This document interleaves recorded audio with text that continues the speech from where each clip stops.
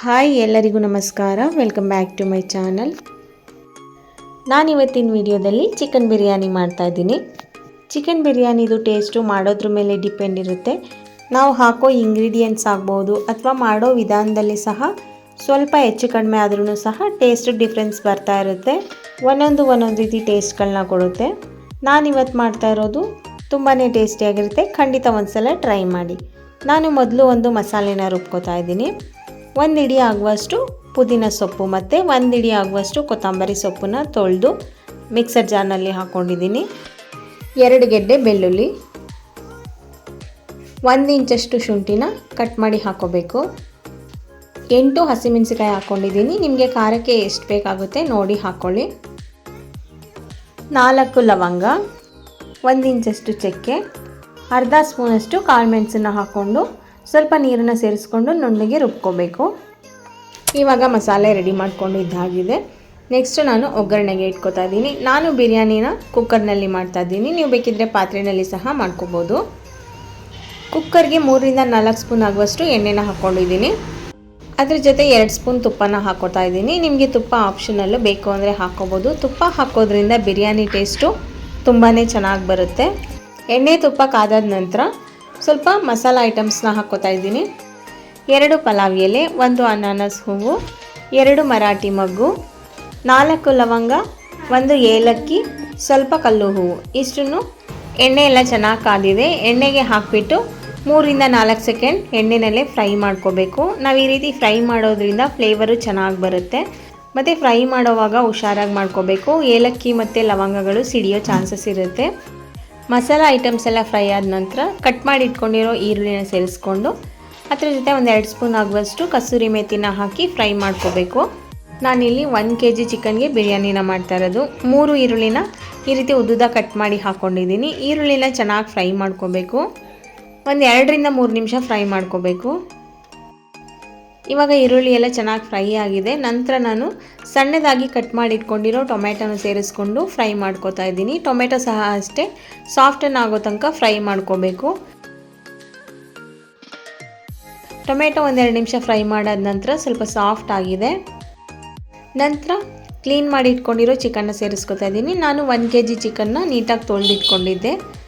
ಹುರಿದಿರೋ ಈರುಳ್ಳಿ ಟೊಮೆಟೊ ಜೊತೆ ಸೇರಿಸ್ಕೊಂಡು ಚಿಕನ್ನ 4ರಿಂದ 5 ನಿಮಿಷ ಫ್ರೈ ಮಾಡ್ಕೋಬೇಕು. ಚಿಕನ್ ಎಲ್ಲ ಸ್ವಲ್ಪ ನೀರು ಬಿಟ್ಕೊಳ್ಳುತ್ತೆ, ಅದೆಲ್ಲ ಡ್ರೈ ಆಗೋ ತನಕ ಫ್ರೈ ಮಾಡ್ಕೋಬೇಕು. ಚಿಕನ್ 1 ನಿಮಿಷ ಹುರ್ಕೊಂಡು ನಂತರ ಅದಕ್ಕೆ ಉಪ್ಪನ್ನ ಸೇರಿಸ್ಕೊತಾ ಇದ್ದೀನಿ. 1 ಸ್ಪೂನ್ ಉಪ್ಪು ಮತ್ತು ಅರ್ಧ ಸ್ಪೂನ್ ಅರಿಶಿನ ಪುಡಿನ ಹಾಕ್ಕೊಂಡು ಫ್ರೈ ಮಾಡ್ಕೋತಾ ಇದ್ದೀನಿ.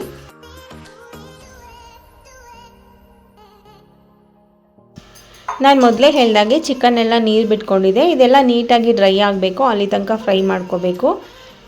ಇವಾಗ 3ರಿಂದ 4 ನಿಮಿಷ ಫ್ರೈ ಮಾಡ್ಕೊಂಡಾದ ನಂತರ ನೀರೆಲ್ಲ ಚೆನ್ನಾಗಿ ಡ್ರೈ ಆಗಿದೆ. ನಾವು ಈ ರೀತಿ ಫ್ರೈ ಮಾಡ್ಕೊಳ್ಳೋದ್ರಿಂದ ಚಿಕನ್ನು ಟೇಸ್ಟ್ ಚೆನ್ನಾಗಿ ಬರುತ್ತೆ ಮತ್ತು ಸ್ವಲ್ಪ ಬೇಗ ಬೆಂದ್ಕೊಳ್ಳುತ್ತೆ. ಇವಾಗ ಇದಕ್ಕೆ ರುಬ್ಬಿಟ್ಕೊಂಡಿರೋ ಮಸಾಲೆನ ಸೇರಿಸ್ಕೊಂಡು ಫ್ರೈ ಮಾಡ್ಕೋತಾ ಇದ್ದೀನಿ. ಇದು ಅಷ್ಟೇ, ನೀರು ಹಾಕೋದಕ್ಕೆ ಮುಂಚೆ 1 ನಿಮಿಷ ಚೆನ್ನಾಗಿ ಫ್ರೈ ಮಾಡ್ಕೊಳ್ಳಿ. ನಾವಿಲ್ಲಿ ಮಸಾಲೆ ರುಬ್ಬೋದಕ್ಕೆ ಒಣಮೆಣ್ಸಿಕಾಯಿನ ಬಳಸಿಲ್ಲ. ಹಸಿಮೆಣಸಿಕಾಯಿ, ಕೊತ್ತಂಬರಿ ಸೊಪ್ಪು, ಪುದೀನ ಸೊಪ್ಪು ಬಳಸಿರೋದ್ರಿಂದ ಇದು ನ್ಯಾಚುರಲ್ ಆಗಿ ಗ್ರೀನ್ ಕಲರ್ ಬಂದಿದೆ. ಮಸಾಲೆ ಎಲ್ಲ ಫ್ರೈ ಮಾಡ್ಕೊಂಡಾದ ನಂತರ 1.5 ಸ್ಪೂನ್ ಧನಿಯಾ ಪೌಡರ್, ಅರ್ಧ ಸ್ಪೂನ್ ಗರಂ ಮಸಾಲಾನ ಹಾಕಿಬಿಟ್ಟು ಮಿಕ್ಸ್ ಮಾಡ್ಕೋತಾ ಇದ್ದೀನಿ. ಮತ್ತು ನಾವಿಲ್ಲಿ ಯಾವುದೇ ಮೆಣಸಿಕಾಯಿ ಪುಡಿ ಹಾಕೋ ಅಗತ್ಯ ಇರೋದಿಲ್ಲ. ಮೆಣಸಿಕಾಯಿ ಜಾಸ್ತಿನೇ ಹಾಕ್ಕೊಂಡಿರೋದ್ರಿಂದ ಮೆಣಸಿಕಾಯಿ ಪುಡಿಗಳೇನು ಬೇಕಾಗೋದಿಲ್ಲ. ಮಿಕ್ಸ್ ಮಾಡ್ಕೊಂಡಾದ ನಂತರ ಮುಚ್ಚಳನ ಕ್ಲೋಸ್ ಮಾಡಿ 5 ನಿಮಿಷ ಚಿಕನ್ನ ಬೇಯಿಸ್ಕೋಬೇಕು. ನಾವು ರೈಸ್ ಹಾಕಿದ ಮೇಲೆ ಚಿಕನ್ ಅಷ್ಟು ಬೇಯೋದಿಲ್ಲ, ಆದ್ದರಿಂದ ಮೊದಲೇ ಚಿಕನ್ನ ಬೇಯಿಸ್ಕೊಬಿಡ್ಬೇಕು. ಇವಾಗ 5 ನಿಮಿಷ ಬೇಯಿಸ್ಕೊಂಡಿದ್ದಾಗಿದೆ. ನೀವು ಇಲ್ಲಿ ನೋಡ್ತಾ ಇರ್ಬೋದು, ಎಣ್ಣೆ ಎಲ್ಲ ಸೆಪ್ರೇಟ್ ಆಗಿದೆ, ಚಿಕನ್ ಎಲ್ಲ ಚೆನ್ನಾಗಿ ಬೆಂದಿದೆ. ಇದನ್ನು ಒಂದ್ಸಲ ಚೆನ್ನಾಗಿ ಮಿಕ್ಸ್ ಮಾಡಿಕೊಂಡು ಇದಕ್ಕೆ ರೈಸ್ನ ಸೇರಿಸ್ಕೊತಾ ಇದ್ದೀನಿ. ನಾನಿಲ್ಲಿ 2 ಗ್ಲಾಸ್ ರೈಸ್ನ ತೊಳೆದಿಟ್ಕೊಂಡಿದ್ದೆ, ಅದನ್ನು ಸೇರಿಸ್ಕೊತಾ ಇದ್ದೀನಿ. ರೈಸ್ ಹಾಕೊಂಡ್ಮೇಲೆ ನೀರನ್ನು ಸೇರಿಸ್ಕೋಬೇಕು. 2 ಗ್ಲಾಸ್ಗೆ 4 ಗ್ಲಾಸ್ ನೀರು ಹಾಕೋತಾ ಇದ್ದೀನಿ. ನಾನು ಒಟ್ಟಿಗೆ ನೀರನ್ನು ಅಳ್ದಿಟ್ಕೊಂಡಿದ್ದೀನಿ. ಅದರಲ್ಲಿ ಸ್ವಲ್ಪ ಮಿಕ್ಸರ್ ಜಾರ್ಗೆ ಹಾಕಿ ತಿರುಗಿಸಿ ಹಾಕೋಬಿಟ್ಟು ಮಿಕ್ಕಿದ ನೀರನ್ನು ಸಹ ಸೇರಿಸ್ಕೊಂಡು ಮಿಕ್ಸ್ ಮಾಡ್ಕೋತಾ ಇದ್ದೀನಿ. ಒಂದ್ಸಲ ರೈಸು ಮಸಾಲೆ ಎಲ್ಲ ಚೆನ್ನಾಗಿ ಮಿಕ್ಸ್ ಮಾಡಿಕೊಂಡು ಕೊನೆಯಲ್ಲಿ ಇನ್ನೊಂದು ಸ್ವಲ್ಪ ಉಪ್ಪನ್ನು ಸೇರಿಸ್ಕೊತಾ ಇದ್ದೀನಿ. ನಾವು ಚಿಕನ್ನ ಹುರಿಯೋದಕ್ಕೆ ಮೊದಲೇ ಉಪ್ಪನ್ನು ಸೇರಿಸ್ಕೊಂಡಿರ್ತೀವಿ. ಕೊನೆಯಲ್ಲಿ ನೀರು ಹಾಕಿದ ಮೇಲೆ ಎಷ್ಟು ಬೇಕಾಗುತ್ತೆ ನೋಡಿ ಉಪ್ಪನ್ನ ಸೇರಿಸ್ಕೊಬಿಟ್ಟು ಕುದಿಯೋಕೆ ಬಿಡಬೇಕು. ನೀವು ಡೈರೆಕ್ಟಾಗಿ ಸಹ ಮುಚ್ಚಳನ್ನು ಕ್ಲೋಸ್ ಮಾಡಿ ವಿಜಲ್ ಹಾಕಿಸ್ಕೋಬೋದು.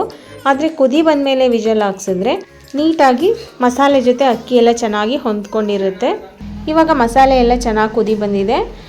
ಇನ್ನೊಂದ್ಸಲ ಚೆನ್ನಾಗಿ ಮಿಕ್ಸ್ ಮಾಡಿಕೊಂಡು ಕುಕ್ಕರ್ನ ಕ್ಲೋಸ್ ಮಾಡಿಬಿಟ್ಟು ಒಂದು ವಿಜಲ್ ಹಾಕಿಸ್ಕೊತಾ ಇದ್ದೀನಿ. ನಾವು ಮೊದಲೇ ಫ್ರೈ ಮಾಡೋವಾಗ ಮತ್ತು ಮಸಾಲೆ ಹಾಕಿದ ಮೇಲೆ ಎಲ್ಲ 5-5 ನಿಮಿಷ ಬೇಯಿಸ್ಕೊಂಡಿರೋದ್ರಿಂದ ಒಂದು ವಿಜಲ್ ಹಾಕ್ಸಿದ್ರೆ ಸಾಕಾಗುತ್ತೆ. ಕುಕ್ಕರ್ ವಿಜಲ್ ಆದಮೇಲೆ ತಣ್ಣಗಾಗಿದೆ. ಓಪನ್ ಮಾಡಿಬಿಟ್ಟು ಒಂದ್ಸಲ ಮಿಕ್ಸ್ ಮಾಡಿಕೊಂಡ್ರೆ ಚಿಕನ್ ಬಿರಿಯಾನಿ ರೆಡಿ ಆಗುತ್ತೆ. ಇದನ್ನು ನೀವು ಮೊಸರು ಬಜ್ಜಿ ಜೊತೆ ಸರ್ವ್ ಮಾಡ್ಬೋದು. ತುಂಬಾ ಟೇಸ್ಟಿಯಾಗಿರುತ್ತೆ. ಮತ್ತು ನಾನು ಆವಾಗಲೇ ಕುದಿಸ್ಬಿಟ್ಟು ಕ್ಲೋಸ್ ಮಾಡಿರೋದ್ರಿಂದ ಮಸಾಲೆ ಎಲ್ಲ ಮೇಲೆ ಬಂದಿಲ್ಲ. ನೀವು ನೋಡ್ತಾ ಇರ್ಬೋದು ನೀಟಾಗಿ ಚೆನ್ನಾಗಿ ಮಸಾಲೆ ಮತ್ತು ರೈಸ್ ಎಲ್ಲ ಹೊಂದ್ಕೊಂಡಿದೆ. ನೋಡಿದ್ರಲ್ಲ, ನಿಮಗೆ ಈ ಚಿಕನ್ ಬಿರಿಯಾನಿ ರೆಸಿಪಿ ಇಷ್ಟ ಆಗಿದ್ದರೆ ಪ್ಲೀಸ್ ಒಂದು ಲೈಕ್ ಕೊಡಿ, ಹಾಗೆ ಒಂದು ಕಮೆಂಟ್ ಮಾಡಿ ಮತ್ತು ನಿಮ್ಮ ಫ್ಯಾಮಿಲಿ ಫ್ರೆಂಡ್ಸಿಗೆಲ್ಲ ಶೇರ್ ಮಾಡಿ. Thank you.